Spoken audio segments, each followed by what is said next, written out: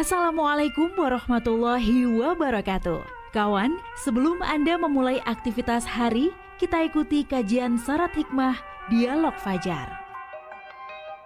Assalamualaikum warahmatullahi wabarakatuh. Alhamdulillah kawan, pagi hari ini saya Fitriana Ayu kembali menyapa Anda di program Dialog Fajar. Terima kasih ya untuk Anda yang terus bersama kami, yang menunggu setiap harinya pukul 5 insya Allah. Semoga semuanya diberi kemudahan, diberi kesehatan, itu yang paling utama juga, supaya bisa menjalani aktivitas hari ini dengan mudah dan juga lancar. Termasuk Anda yang sedang dalam perjalanan, harapannya Anda selalu fokus kawan, jaga jarak ya dengan kendaraan yang ada di depan Anda, sambil mendengarkan apa yang nanti akan disampaikan pagi hari ini bersama Ustadz Mim Saiful Hadi dari Pesantren Al-Quran Nurul Falah, Surabaya. Assalamualaikum Ustadz Mim. Waalaikumsalam warahmatullahi wabarakatuh. Sehat Mbak Ayu? Alhamdulillah. Sehat Mbak Ayu? Sehat. Allahu Akbar. Masya Allah. Iya ya Ustadz ya. Enak ternyata Ustadz ketika Allahu Akbar itu dilantunkan gitu ya Ustadz. Iya, semangat pokoknya. Masya Allah. Ustadz Mim juga sehat ya? Alhamdulillah sehat. Alhamdulillah. Semangat Allahu Akbar. Allahu Akbar. Masya Allah. Sampai ada kawan-kawan jamaah Dialog Fajar itu yang selalu rindu dengan passwordnya Ustadz Mim. Jadi ketika saya ngangkat telepon suara Surabaya gitu, wah tahu kalau ini suaranya Mbak Ayu langsung Allahu Akbar gitu. Alhamdulillah, semangat pagi. Semangatnya Ustadz Mim. Alhamdulillah. Terima kasih ya Ustadz ya. Sama-sama. Tapi untuk janjian pagi hari ini alhamdulillah kita tidak lupa ya Ustadz ya. Oh iya, alhamdulillah, ya, tak cawatet, tak alarm, tak wis pokoke ben gak lali apa karo Mbak Ayu. Gitu ya Ustadz ya. Sok lali apa begitu Ustadz. Itu kan manusia ya Ustadz ya. Ya, benar. Pernah mendengar cerita juga Ustadz. Iya, Rasul itu Rasulullah Muhammad Sallallahu Alaihi Wasallam itu pernah lupa Ustadz. Padahal Rasul itu apa Ustadz? Sempurna begitu ya Ustadz. Itu gimana ya Ustadz Mim penjelasannya? Monggo selengkapnya bersama Ustadz Mim Saiful Hadi. Baik, terima kasih Mbak Ayu, terima kasih kawan-kawan semuanya. Alhamdulillah. Allahumma salli wa sallim wa barik ala sayyidina Muhammadin wa ala alihi wa sahbihi ajma'in, amma ba'du. Puji syukur kita panjatkan kehadirat Allah Subhanahu wa taala. Kawan-kawan semuanya, mari kita tak berhenti untuk terus bersyukur ya. Semua yang telah kita nikmati, semua yang telah kita terima, apapun bagaimanapun bentuk keadaannya, sesungguhnya itu adalah pemberian terbaik Allah untuk kita. Betul. Dan tidak ada pilihan bagi kita kecuali mensyukuri apapun yang Allah berikan kepada kita. Yakin semuanya adalah yang terbaik buat kita. Salawat dan salam tersanjung kepada junjungan kita Rasulullah Muhammad SAW serta keluarga dan para sahabat semuanya. Baik Mbak Ayu, ini pertanyaan yang bagus sekali ya. Artinya kan begini, jangan sampai ini menjadi semacam legitimasi gitu. Nabi lali pemain awak dewe. Artinya ketika pembenaran ya, kita melakukan keburukan, kemaksiatan ya, kesalahan, terus kita mencari-cari pembenaran dengan mengutip secara serampangan. Salah ya Ustaz ya. Iya, tidak begitu posisinya, tidak. Bagaimana? Nah ini saya akan memang kita mulai dulu dari sebuah keterangan atau sebuah hadis ya. Rasulullah sendiri memang telah menjelaskan dari riwayat Ibnu Majah itu begini. Kullu bani adama khoto'un wa khairu khoto'ina at-tawwabun. Nah, ini kata kuncinya yang pertama, bahwa setiap manusia memiliki kesalahan. Orang bersalah yang paling baik adalah orang yang bertaubat. Nah, sementara Nabi ini kan manusia, kan itu. Maka tentu Nabi tidak lepas juga, atau tidak terkecuali juga Nabi kita Muhammad SAW melakukan kesalahan. Tetapi, ini jangan lupa, tetapi salahnya kita dan salahnya Nabi jangan disamakan. Jangan disamakan. Mengapa begitu? Nah ini saya kutip lagi, ada sebuah hadis, ini panjang banget ya.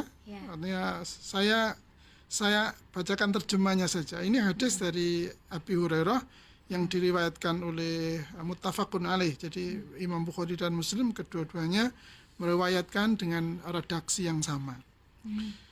Terjemahannya sebagai berikut. Dari Abu Hurairah radhiyallahu an berkata, Rasulullah sallallahu alaihi wasallam pernah sholat salah satu dari dua sholat asyi, yaitu sholat zuhur dan asar, di mana sholat tersebut dikerjakan hanya 2 rakaat. Kemudian beliau menuju tiang di bagian depan masjid dan meletakkan tangannya pada kayu. Artinya Nabi sudah berarti sudah selesai sholatnya itu. Karena Nabi sudah pindah tempat, pindah posisi gitu. Kemudian dalam jamaah itu ada Abu Bakar dan Umar. Tetapi keduanya tidak berani mengatakan apapun kepada beliau. Ya, ini sahabat senior ini ya, sahabat senior ini tidak berani ngapa-ngapain, dilihat diam saja gitu ya. Kemudian orang-orang keluar dan segera bertanya, apakah sholat tadi dikosor? Orang ini dalam jamaah itu ada seorang laki-laki yang dijuluki oleh Nabi SAW dengan Dzul Yadain. Ini hadisnya terkenal ini Pak, kalau nanti mau di googling atau apa pakai kata kunci Dzul Yadain saja, nanti akan ketemu dengan hadis ini. Ia bertanya, si Dzul Yadain ini, sahabat ini bertanya, wahai Rasulullah, apakah baginda lupa atau sholat tadi memang dikosor? Jadi tidak langsung bilang ini salah ya Nabi, maksud salah kan itu pikirannya kan kayak kita gitu kan ya. Maka para sahabat bertanya dulu, dan bertanya ini juga membutuhkan keberanian ternyata ya. Karena sahabat Umar dan sahabat Abu Bakar tidak bertanya, diam saja gitu ya. Kemudian Nabi SAW menjawab itu, oh, aku tidak lupa dan sholat tidak dikosor. Berarti maksudnya Nabi tidak ingat sama sekali bahwa beliau telah mengerjakan sholat zuhur atau asar itu tadi hanya 2 rakaat gitu ya. Padahal mestinya 4 rakaat itu ya. Kemudian orang itu berkata lagi, si Dzul Yadain ini berkata lagi, tidak, baginda telah lupa gitu. Ini bahasa Surabaya ngotot nih. Oh enggak Nabi, jenengan salah gitu. Jenengan lali tadi, jenengan lupa gitu ya. Maka beliau sadar lagi. Setelah si Dzul Yadain ini meyakinkan bahwa Nabi tadi lupa, maka Rasulullah langsung kembali, kemudian melaksanakan, beliau sholat lagi 2 rakaat, kemudian salam, lalu takbir, kemudian sujud seperti biasa atau lebih lama, kemudian mengangkat kepalanya, lalu takbir, kemudian meletakkan kepalanya, lalu takbir, kemudian sujud seperti biasanya, atau lebih lama, kemudian beliau mengangkat kepalanya dan takbir, atau biasa disebut dengan sujud sahwi. Hadis riwayat muttafaqun alaih. Nah, ini ya kita bersyukur ada sahabat sing cara Surabaya ini gak paten duwe sopan santun lah. Ngeyelan kendel itu ya. Kendel ya. Iya betul. Kebanyakan ini seandainya semua orang kayak sama Sayyidina Abu Bakar dan Umar itu kan mungkin tidak terungkap hadis ini atau peristiwa ini kan tidak terungkap, tidak menjadi pelajaran. Nah, ketika menjadi pelajaran inilah yang dimaksud. Sesungguhnya lupanya Rasulullah itu adalah caranya Allah menurunkan syariat kepada kita. Coba kalau Nabi itu tidak pernah salah sekalipun dalam sholat ini, berarti tidak akan pernah ada pelajaran bagi kita untuk bagaimana kalau sholat itu lupa, tidak ada syariat. Bagaimana tuntunannya kalau seseorang itu menjalankan sholat kemudian dia lupa. Maka sesungguhnya dengan Rasulullah pernah lupa ketika sholat, yang pertama menunjukkan Nabi adalah manusia biasa. Dia punya lupa. Yang kedua, lupanya Rasulullah ini bukan maunya Rasulullah sebenarnya, tetapi maunya Allah, kehendaknya Allah untuk mengajari kepada manusia syariat jika melaksanakan sholat itu atau kewajiban-kewajiban lain atau syariat-syariat yang lain, sementara dia lupa. Bagaimana caranya menyelesaikan? Nah itu Mbak Ayu. Sehingga sesungguhnya ketika Rasulullah dibuat lupa oleh Allah, ini kemudahan bagi kita.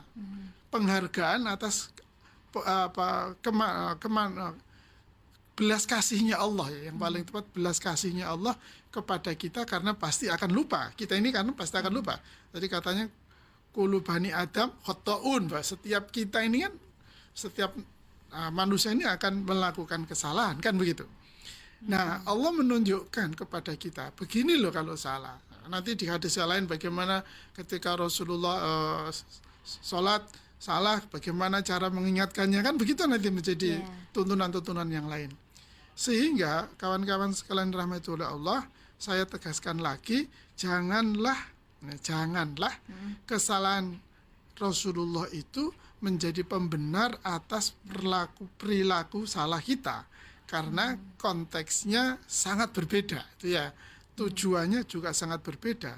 Sehingga kalau kita mendapati Rasulullah atau kita mendengarkan pelajaran Rasulullah melakukan kesalahan, maka pahami ini adalah bagian dari bukti dari kasih sayang Allah kepada manusia, kasih sayang Allah kepada kita semuanya, sehingga kita bisa mendapati ini bahwa syariat agama kita ini luas, itu ya. Syariat agama kita ini luas, sehingga batas kirinya dalam keadaan tidak ideal itu Mbak, yaitu keadaan lupa tadi itu, batas kanannya dalam keadaan khusyuk, top, pol-polan, itu ingat semuanya, kan di batas kanan itu sebut saja begitu.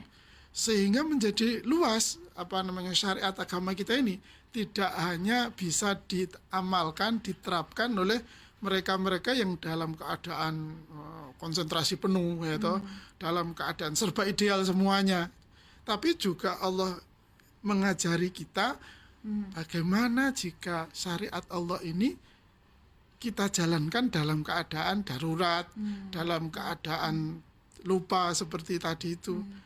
Ini kalau dicari-cari nanti banyak ya kasus-kasus yang serupa ini. Tetapi sekali lagi ini adalah semata-mata kasih sayang Allah kepada kita, agar kita dapat melaksanakan syariat Allah ini tidak sempit, itu ya. Tidak sempit, karena salah satu prinsip dalam syariat agama kita adalah luas. Buktinya ya ini tadi, Mbak Ayu bisa bayangkan ya, Nabi saja sholat 4 rakaat hanya 2 rakaat terus gak eling apa-apa loh, kok ya iso kan itu ya, kok ya bisa kan itu ya. Ini bayangkan sampai sebegitu lamanya, sampai perlu diyakinkan jenengan keliru ya Nabi, jenengan kurang kan itu ya. Loh iya tak, ya wes saya sholat lagi kan itu. Maka nanti kalau kita belajar sholat lebih jauh akan diajarkan bagaimana sholat yang dilakukan sambungan seperti itu ya. Nanti teknisnya bagaimana tentu tidak bisa saya jelaskan secara verbal seperti ini. Tetapi prinsip sekali lagi kawan-kawan sekalian rahmati oleh Allah, dengan peristiwa ini maka menjadi pelajaran yang sangat penting bagi kita. Allah betapa luasnya syariat yang ditetapkan untuk kita sekalian. Maka tidak ada alasan bagi kita sesungguhnya abot melakukan sholat yang angel. Tidak ada. Ya, tidak ada. Kenapa? Ini nih, Allah sudah memberikan petunjuk yang sedemikian jelasnya. Rasulullah sudah memberikan bimbingan contoh yang begitu jelas, begitu clear bagaimana cara mengatasinya. Tidak perlu ada alasan lagi, sholat sangel, sholat itu sabot, tidak boleh berarti. Tidak boleh berarti. Atau kita melakukan sebuah kesalahan dengan mencari-cari pembenaran agar apa yang dilakukan menjadi seolah-olah benar, padahal tetap saja salah. Ini Ustadz yang akan saya tanyakan. Ustadz. Gimana? Kan sudah tahu salah, atau tidak tahu salah ya, tidak tahu salah, kemudian diingatkan, akhirnya berdalih loh. Nabi ya tahu salah. Nah, itu kenapa Ustadz? Apakah dia ini tidak mau mengakui salah atau tidak mau melebur ya Ustadz ya? Mengganti yang tadi kayak seperti Nabi sholatnya langsung diganti sholat lagi gitu. Itu kenapa ya Ustadz ya? Apakah itu manusia? Dasarnya manusia gitu. Iya benar. Dan Rasul sendiri kan juga sudah pernah bersabda bahwa innama ana basyarun ansa kama tansauna fa idza nasitu fadzakiruni. Itu kan riwayatnya Ibnu Majah ya. Artinya Hanya saja aku ini, atau sesungguhnya aku ini adalah manusia biasa. Yang bisa lupa sebagaimana kalian lupa. Apabila aku lupa, maka ingatkanlah aku. Nah kan gitu. Jadi para sahabat itu sudah diberi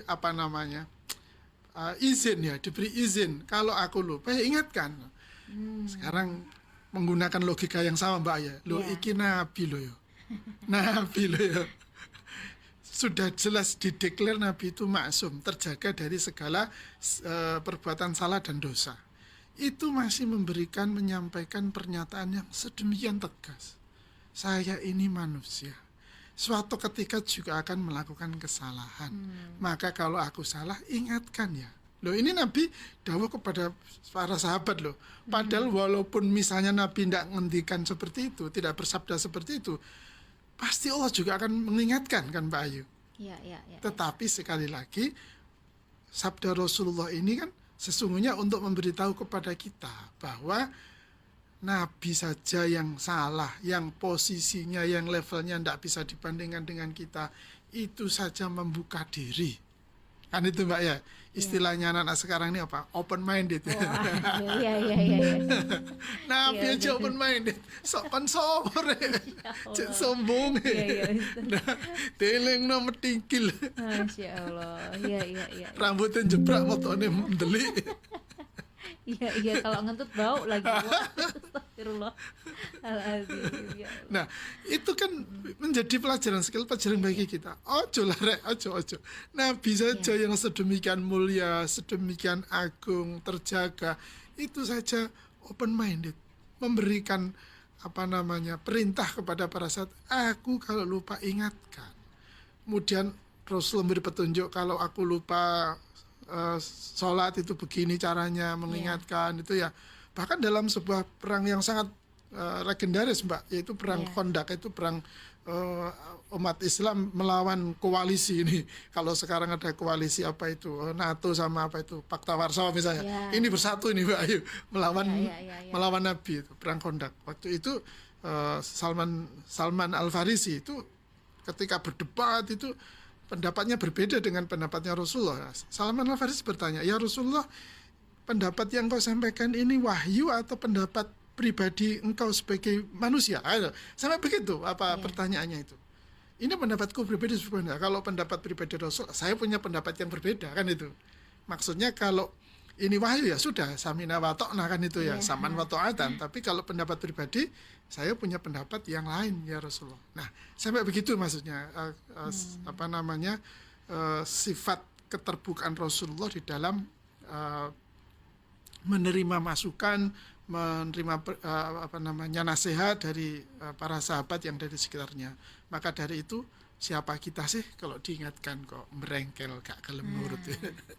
Masya Allah, alhamdulillah. Intinya kalau malu lupa itu juga bagian dari bentuk kasih sayangnya Allah kepada kita ya, untuk memperbaiki. Gitu. Benar, dan mau diingatkan dan memperbaiki. Tadi kan bertaubat tadi ya. Masya Allah, betul. Alhamdulillah langsung memperbaiki.